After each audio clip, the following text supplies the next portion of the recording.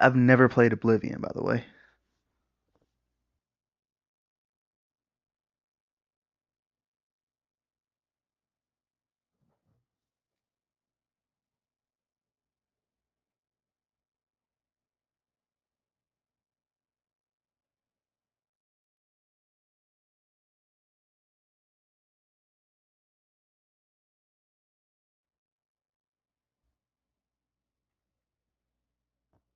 Hello.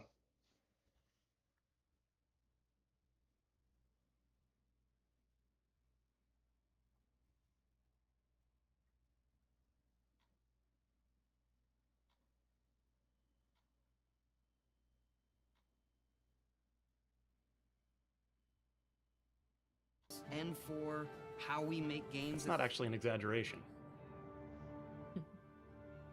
I think when it comes to a remaster, we want people to feel the way they did then, but it's still a game of its time. You want to keep those bones in place. You want I get it, skeleton. Old charm. Coming back to Oblivion now with this tremendous visual update is absolutely amazing. It's the world I remember, but better. There's so much there, both for the Elder Scrolls world and also this evolution of our games, I think is really, really important for people to take a look back at. Looking back, Ashley's been there since the Oblivion days. In the past 20 years, and working with these people, like, it's really special. Yeah, there Put some are armor on still that horse. quite a few people that, We'll get there. I've worked with for that long, and it sort of gave me the warm fuzzies. Oh my God, it's been 20 years? Yeah. I think the thing that gets me the most is the music. Still rocking the visor. At the main menu, there's just like... I love it. What I've seen so far, it's like it still looks like more than just a remaster. It looks more like a remake. Oblivion is But the just based on the little beginning screenshots of I've seen. who I So I am wonder how much they're gonna reveal as here. an individual, as a game developer. It all Peter starts Moore. with this. I don't even think it took me till release to realize how big this was. People loved it. Like, they loved it. I remember my friend was like In our history of screaming, making like just games, praising and the Oblivion evolution from the of how we build rooftops these worlds, when he was talking to letting me about it. players I be able never to come touched it, back but I and did play experience Skyrim, that. and It's Skyrim really amazing. took my life away, We had 100%. that really special moment of coming out into the world for the first time, what that meant to this game. Every time we think about Oblivion, it's what if we could give that moment to everybody again? I was born 87 years ago. For 65 years, I've ruled as Tamriel's emperor. But for all these years, I've never been... All right, here Nice. we go. dreams. I have seen the gates of oblivion, beyond which no... Wow. Yeah, see, that's insane. That's an insane graphical update. Oh my god, I love this world so much. Mm-hmm.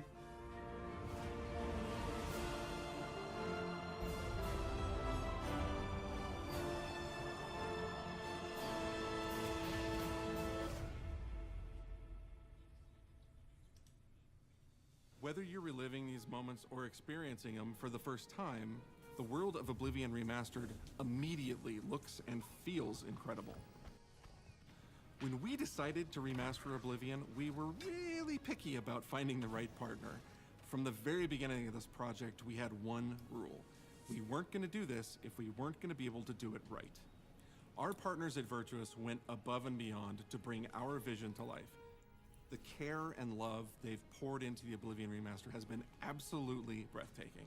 I believe it based on what I've Welcome seen. to Paris, and welcome to Virtuous. Our team here has been hard at work delivering the best remastered Oblivion experience possible. We've worked with Bethesda Game Studios on other projects in the past, so we know what makes that team and their games special.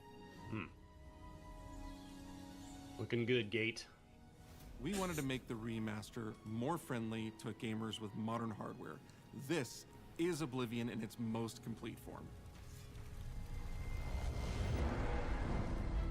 Wow. So we going to hell? About time someone got here. Huzzah!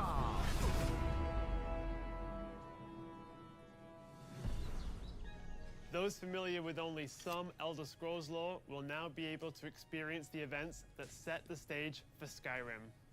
You embark on an epic journey to stop the Mythic Dawn cult. The time of cleansing draws nigh. From unleashing the Daedric Prince of Destruction. What was It was the more like Oblivion Ball, Prince? right? Nice. Shivering What Isles. happened to the previous Emperor of Cyrodiil? With Knights of Nine Why are integrated. there only 8 divines Perfect. instead of 9? In addition to the core game, the remaster contains all add-ons, including story expansions, Shivering Isles, and That's Knights of good. Nine. So you Because get I'd be the mad full if they had to experience. like sell them all again. On a personal level, it was really important to me to ensure that we're preserving the magic of the original experience. At the end of the day, we're all fans too. This is a dream project for me, right? I mean, I'm a fan. I have been always a fan. Well, I played Oblivion for perhaps 10,000 hours. Oblivion. 10,000. That's crazy. I thought I was doing too much at 500 for Skyrim. The best way to describe it would be to call it a love letter. You will find your own path, but there will be blood and death. Looks like the mouth is doing like more enunciation. Like you might be able to read their lips and get what they're saying. I don't know if that's gonna be consistent throughout the whole game though. Looks like we just see the Oblivion Gate getting shut here. The technology we used to create the original was cutting edge at the time, but tools have come a long way since then.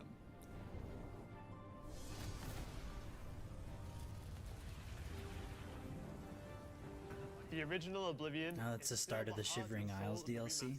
But we use Unreal Engine 5 to help achieve all our visual goals.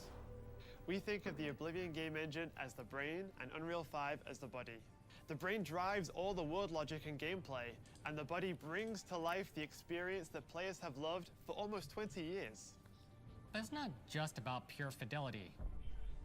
We knew we had to preserve the distinct style, making it as uniquely Oblivion as possible. The brush opens a portal into the painting. You're stuck here like I am. The Isles, a wonderful place. Good for a visit. Or eternity. We've leveraged nearly every major feature from the latest version of Unreal 5. Our goal was to push the visuals to the next level using the latest technologies. We created brand new, highly detailed character models and stunning landscapes that use millions of polygons in each asset, allowing us a truly impressive level of detail in the world. Every single asset in this game was completely redesigned and handcrafted from scratch. We implemented an advanced real-time lighting system that accurately simulates how light interacts with the environment. That's pretty this cool. results in more realistic lighting and atmospheric effects. I know the While fire the looks a original game lot had limited dynamic better. shadows, now the entire world reacts naturally to light. We used an incredible new lip sync technology that really enhanced performance in our characters. He left us a warning. Heed it! And real tools Looks a helped little us create stiff, the but- base mesh of our characters. From there, our artists sculpt each race individually to adapt it to the mesh, allowing us to share the model, rig, and textures. As a result, all races, including Argonians, Orcs, and Khajiits, are built on the same base mesh, making the lip sync system more effective even when the characters have very different facial features. Welcome to the guild. We have access to so many modern rendering features. You'll see them in something as simple as running through a forest. Insects flying around, fish swimming in the water, light filtering through the leaves. Thanks to these technological advances, you feel even more immersed in this living, You might even breathing say world. there's 16 times You really the believe detail. you're in Cyrodiil. I believe you can handle a more complicated assignment. I would like you to retrieve a carved panel from the central chamber of the High Thane.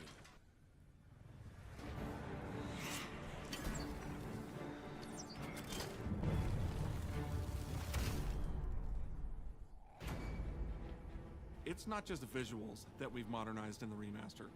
It's gameplay.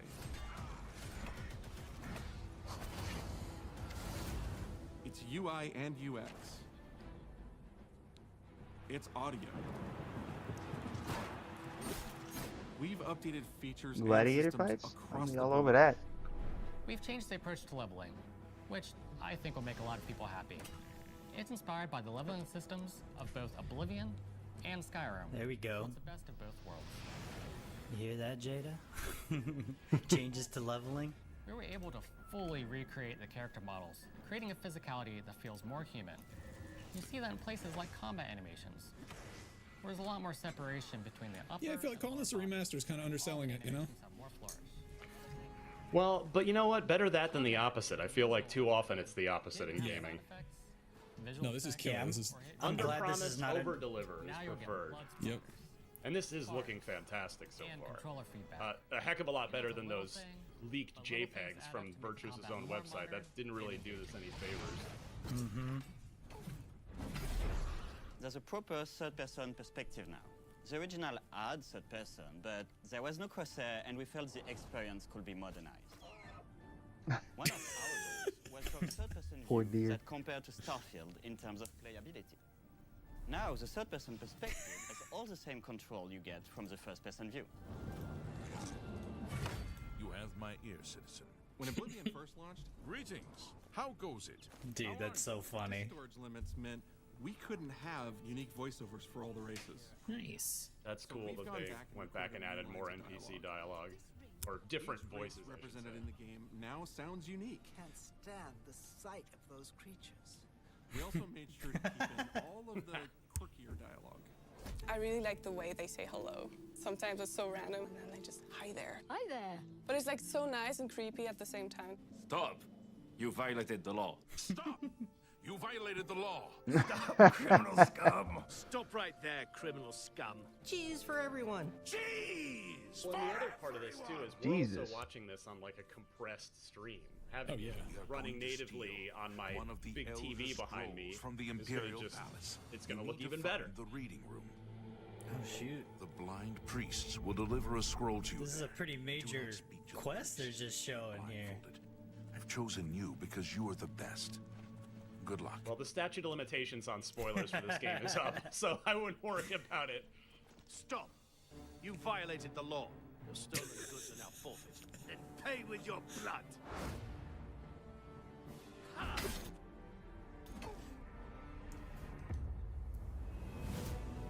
As games have developed over the past 20 years, players have come to expect a certain suite of tools and controls. Like sprinting. Sprinting is an interesting one because it was such a big debate internally among our teams. Some of us were absolute purists, but ultimately, Can we tell my boss we that I need the rest of the day off after this? I'm going to be a little busy. All of the character logo. Assuming they're dropping this at the end of the stream, which all the and that leaks has suggest they a are. huge impact from the very beginning of the game. The addition of a sprint is Updated or new nuts. feature was implemented with the player in mind. It's like going back and adding sprint to Halo 1. Yeah, or making it so you can walk and shoot in RE4. What a concept. For players when they think of the game. The mini games are the mini games. The only question is, do I go with a stealth build again, or do I try something new? Like lockpicking.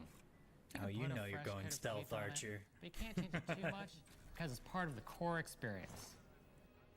Whether you're returning to Cyrodiil or you're a newcomer. Still creepy. I'm going to follow you and watch you and worship the ground you walk on. You will instantly feel at home. It just feels better. We've modernized a lot, but it's still the same incredible adventure and the same carefully handcrafted world. Well, it's about time. Do you know how long we've been waiting? A little on the nose there with how long we've been waiting. Right. I like that they just keep Some of saying the 20 some of years the facial in this, animations which are technically coming was off in a little development creepy. 20 years ago, but it came out 19 years ago. What we're surrounded by right I'm now not complaining. No. made that game 20 sounds a lot if it better. hadn't been the success that it was. The effort that we put into it, the sort of the love that went into it, I think that comes across on the screen. To have worked on something that people care enough where you're in a position where you can remaster it, it's a privilege. And now, That'd be really disappointing if they were like, we're thrilled to announce that it's out today. Oh no, it's been delayed until 2026. To better Don't align say with the that. anniversary. We've even remastered the delay. Shocked at just how good the game looks. The game was delayed. It was supposed to be a day one Xbox 360 launch I title. think they're just Ended going up to needing find a few more themselves months. lost in the world. Even if it's just the music, for example, just walking around for half an hour in the world, you feel something. And that's precious. You're going back to a world that you've been to before, but it's better somehow. Like, it's an intangible thing, but it's like, it's new, it's fun, like, it's exciting again. But it's ultimately the same game. There was a lot of respect for what was before, and I think the fans will appreciate that. From all of us at Bethesda Game Studios and Virtuous, we want to thank you for joining us today. Oblivion has a very special place in my heart, and being able to work on this remaster and bring it to a new generation of players has been an incredible experience. We were too excited to get it in your hands and didn't want to just show it off to you and then make you have to Sounds like it's out today. Mm-hmm. The best part of Flip my that switch, job Xbox, is that let's I get go. to be the one to announce that the Oblivion remaster will be available today. Dang. Hey. Confirmed. Shadow drop. I love it. All right. Time to download. Now I'm like already ready. Like, let's go. Well, actually, Where is it? download this right now. Years, I've never been the ruler of my own dreams. This is the 27th of last seed. The year of Akatosh. Ah, mud crabs! Filthy creatures. These are the closing days of the third era. And the final hours of my life. I have seen the gates of oblivion, beyond which no waking eye may see.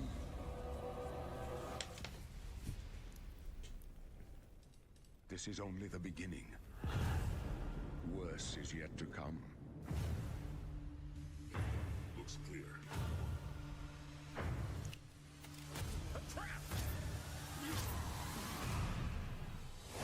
The time of cleansing draws nigh. Who now will save us from the coming darkness?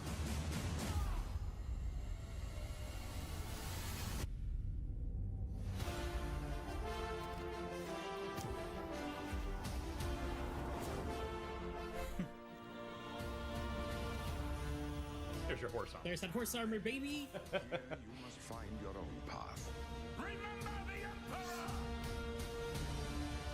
Dude.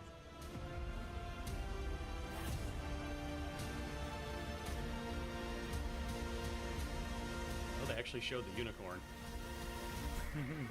I had the pleasure of finding that completely as an Easter egg when I first played the game. And close shut the jaws. Had to tame it, and then I could ride it.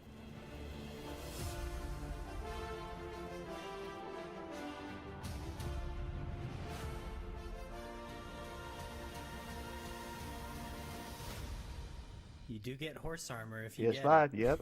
Available. All right, let me refresh my Xbox app. Well, that was 21 minutes of my life that were well spent. I am so happy. Yeah, man, I would love to hang out and just talk about everything that we just saw, but we could just go start downloading this thing. That's always a little bit tricky. I guess I have to no, this is refresh, rad. This which is kinda sucks. how's everyone feeling But I about can this? suspend, Is I this compared to expectations? Above, below, right on target? Jada? This is, I think, what I was hoping for out of this announcement. It showed off the glorious new graphics. It showed off the enhancements and upgrades to various things gameplay-wise that I think needed tweaks. I think this really hit the sweet spot for me. Ryan, what about you? My expectations were pretty Ooh. tempered because I will say most of the time a remaster for me they usually only just kind of make the game look fine. This looks like it looks better than just okay, better than like this seems to look really, really good. So yeah, my expectations initially here are exceeded, and I'm thrilled about it because this game really is super special to me. No, it's a doozy. Nick, what about you?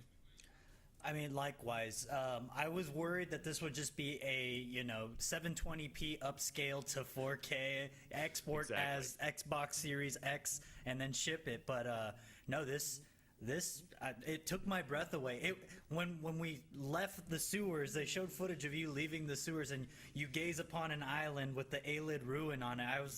just shaken to my core. It looks so pretty, and again, it alleviates a lot of the memory gaps of, like, you know, the really stoic and stilted animations that are happening in a lot of the character models. We saw like one of the horses like just kind of scratching itself, like, oh my gosh, that would have destroyed your Xbox 360 back in the day. So just seeing the level of fidelity, but also seeing where the pain points lie with the original game and how they're able to kind of buffer them out with a new leveling overhaul and things of that nature. Like, man, I'm so happy. No, this is a big deal. This is really cool. I'm excited to see what it looks like that a different studio is handling this. Like, I think that most recently we got the Demon Souls remake, which, you know, with all due respect to FromSoft, like, I feel like, oh my God, Jada, what? Bluepoint. I feel like Bluepoint added a level of polish that they don't typically add to their games. Like, there was a sort of, and it seems like this is kind of going to have a similar deal. The fact that it's running on Unreal 5 is interesting and promising, I want to say, just because, you know, like, again, Bethesda, they love their proprietary engines. What it's like the creation engine, I think, is that.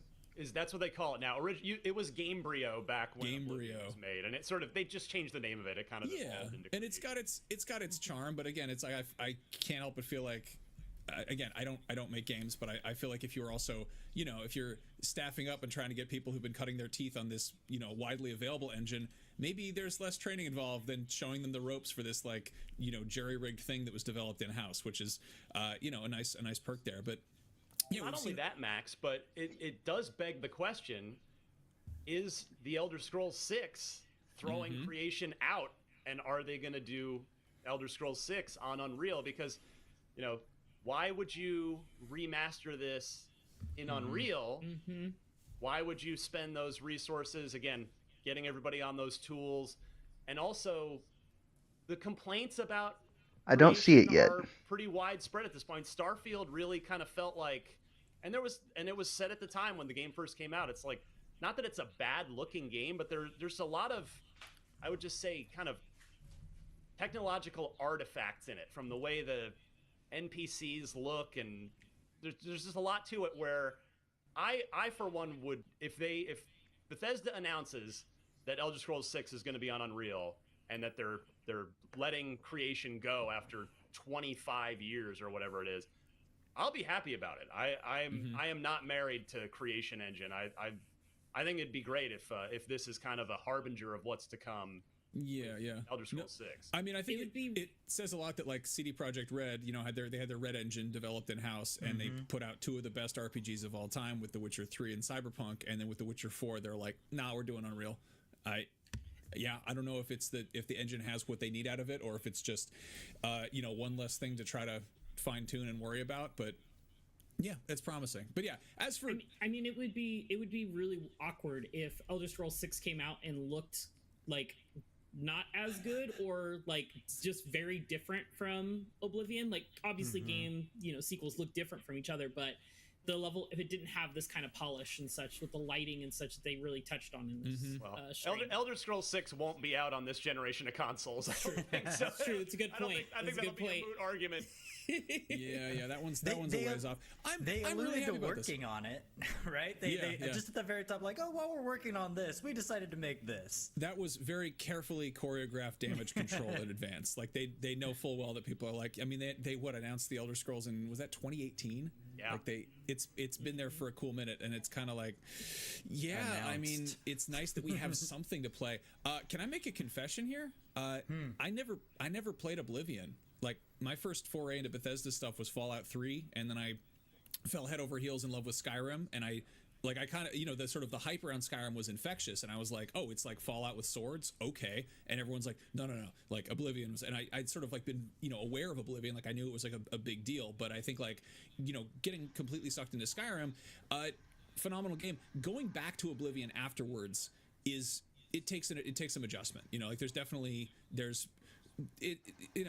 I feel like the menus and stuff are considerably, I don't know, for lack of a better word, clunkier. Like they feel more suited for navigating with a mouse and keyboard, which is great if you're doing that. But I mean, if you're playing with a controller, different story entirely. And it's kind of interesting to see them try to split the difference between what people remember about Oblivion and the sort of more streamlined approach that was introduced in Skyrim.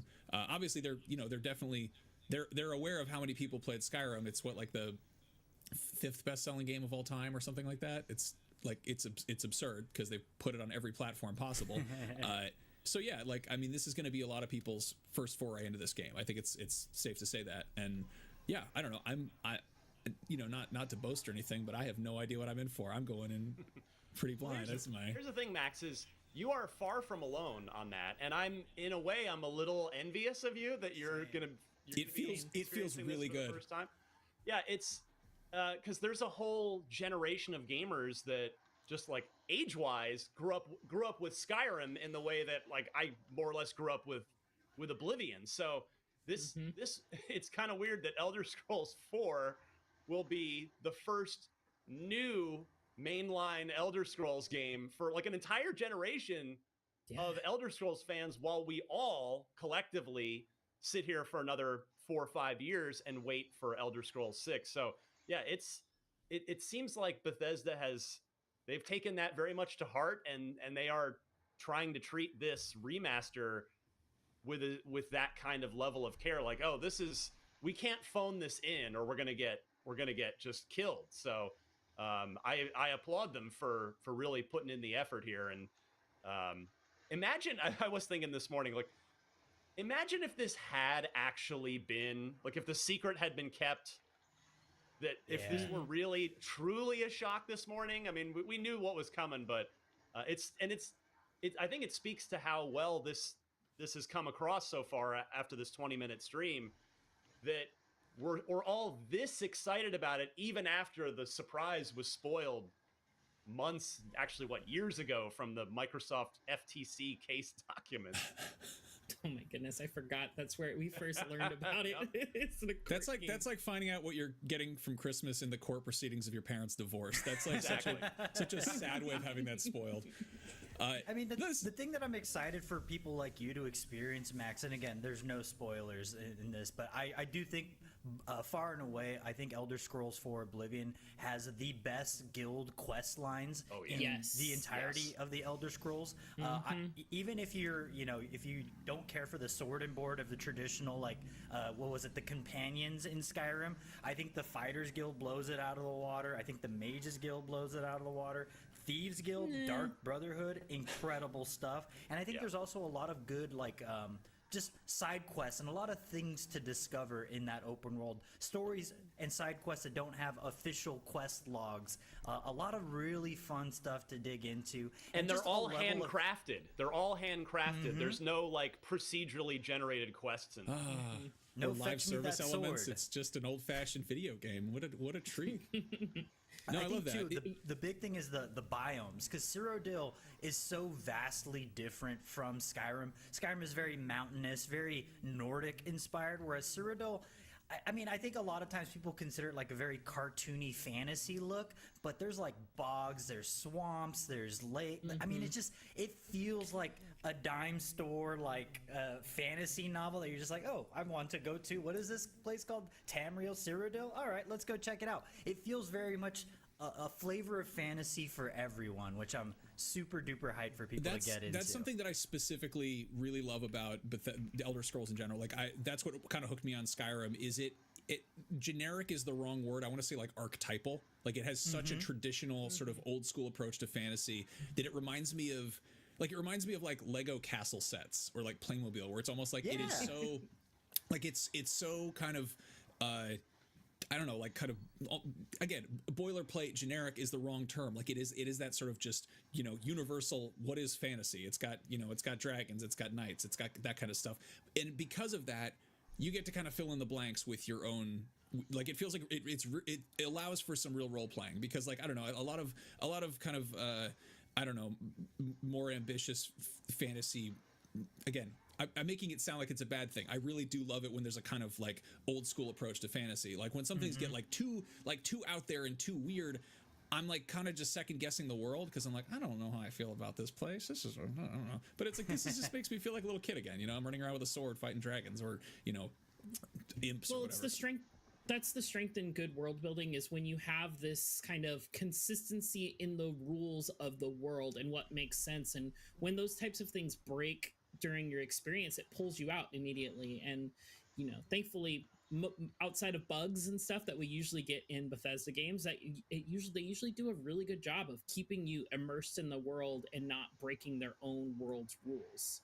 I don't know if Nick or Jada would disagree with me, but kind of on this topic, I want to give one suggestion to Max, to anybody that's playing this for the first time. Oh, yes, please. And that is because I ended up I reviewed this game back on what we call a debug kit. I'm not going to explain it, but I had to start over when the game actually came out because I reviewed this game for Official Xbox Magazine back in the day.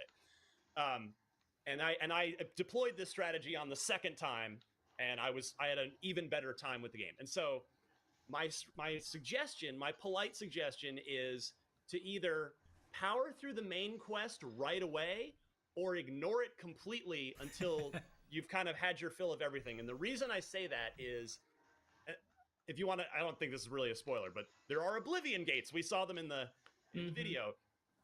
The Oblivion gates, as you make your way through the main quest, they just start like popping up nearby, and you have to clean them out. Basically, you have to kill everything and deal with everything. So that, to me, I kind of ended up getting annoyed by that over time while I was trying to do other stuff. So the second time that I played through it, I just powered through the main quest, got it done, and then I had the entire rest of the game, all those faction quest lines that Nick's talking about. I had the entire rest of the game in front of me to just enjoy at my own pace. So cool. That's my polite suggestion that anybody can take or leave if they want to. I think it really just depends on your own enjoyment for open world games, just because, and how much you get out of open world games. I'm very much a completionist type player, so for me, I tend to do all the side stuff first, and then I power through the story because I just want to have just like movie style of gameplay, just story mission until I see credits, and knowing I'm hitting that 100% once those credits roll. I think either option is totally valid in this game, but yes, to Ryan's point, those Oblivion gates can get a little frustrating when they start popping up every 5 to 10 minutes. It feels like. So I'm curious. Plus, there's only 7 variations. I'm with Ryan originally. because I think that like when you have all of the Oblivion gates pop out, a lot of enemies tend to spawn with them, and that means that you can't fast travel anymore. You can't wait to heal and things like that. So there is this level of like, all right, I gotta go clear out this thing, which will take me about 10 minutes. The one thing I'm hopeful for in this remaster is that they mentioned talking about overhauling the leveling system and the skill system, and I'm hoping that there is actually some meaningful reward to clearing out Oblivion gates, because at a certain point in the base game, once you clear out an Oblivion gate, you get rewarded a sigil that is very quickly like, all right, well, this is kind of useless. I have better gear than this. So I'm hoping that they rebalance it and incentivize you to actually go in. But if I may make a suggestion. Go on. The second somebody mentions Wayne and Priory, do not go there, because that's when all the Oblivion gates start spawning. Good to know. Good to know. No, this is helpful, because like Skyrim, for instance, the main like Alduin dragon storyline is not that long. Like it's, I think you could power through it in like 4 or 5 hours or something if you're really gunning it. And you know, a lot of people get sidetracked. That's sort of by design. It's kind of like that's a cool, you know, storyline to put on the front of the box. But like other quest lines are way more fleshed out, way more robust, and you know, it's kind of funny that's just sort of the. I guess my question is the Oblivion Gate storyline, is it kind of similar? Is it like a sort of manageable length, or is it? It's pretty short. Okay. Yeah, maybe 20. I don't know. It's just old memory. Maybe 20 hours, something like that. Yeah, sounds about right. Yeah, that's interesting. There's definitely more stuff to do in the whole game than there is that. Oh yeah. Yeah. No, that's. I think it's closer to like 6 hours of main quest. But again, I was a high schooler when this game came out, so Your my time memory was is a little worthless bit back skewed. Exactly. Yeah, no, I mean, that's again, no one. I mean, some people play open world games that way, but it sort of requires a real conscious commitment to like the thing you're doing directly in front of you. Like these things are by design meant to sort of tug on the various ADD, thought processes and tug you in different directions. I mean, like, Skyrim, you'll be on your way to save the realm from dragons, and you meet a talking dog, and you're like, well, I gotta see where this goes. This is gonna take me places. The one thing I will recommend for you, Max, as well as any others who are playing Oblivion for the first time is, and that starts with your character creation. I don't know if they've tweaked it for this remaster, but originally when you choose what skills, you choose major and minor skills. You only level up once you've leveled up your major skills enough times. I believe it was 10 points in a major skill to trigger a level up. And that could cause you to level up really fast, and enemies scale. A lot of the enemies in the world scale with you. So it's good to have a couple of your skills that you use a lot of the time as major, but you also want to keep some of those in your minor skills, because you don't want to like over level and just ramp through and then the enemies get really tough. You also want to put your major skills on things you can control when you do them, not things like blocking or one-handed attacks generally, because that will level you up very fast. You'd want to do things like, I don't know, sneaking, lockpicking, that type of stuff as your major skills, even if that's not aligned with you being a mage or a warrior or whatever, just because you can kind of control when you do that and when you boost those skills more often, or pickpocketing. Yeah, I'm curious how much of this advice actually carries over, because I'm losing everything. Jesus Christ! Scaling and the skill tree's been tweaked or at least overhauled a bit. So yeah, I again, this is funny because I'm talking to a bunch of people who love this game and have sunk hundreds of hours in it, but probably not in the last decade or 5 years, I'm guessing. Yeah, been a while. I went to try and boot it up on my Steam Deck, and I was like, oh, I don't even own Oblivion on PC somehow. I had to go look for my old 360 copy to try and boot it up, and I was like, oh my goodness. That is so funny. Yeah, I saw there was like an 85% spike in people playing this game just going into the remaster, and I was like, you guys, if you wait like 6 hours, it's gonna be out. Like, just, what are we doing? They couldn't here? wait to go back to Cyrodiil, man. Yeah. No, this not gonna lie, if they would have put it on sale for like $5 on Steam yesterday, they would have gotten an extra $5 out of me today or yesterday. Can I give a quick shout out to a game that I preemptively feel a little bad for, and that's Clair Obscur Expedition 33, because it's also launching this week, and it's also launching straight into Game Pass, and I feel like this Oblivion probably is going to overshadow that a lot, and I only say that in the sense that, like, everybody I've been talking to that previewed the game for either IGN or another media outlet, the buzz on Clair Obscur isn't just like, yeah, this is a good RPG.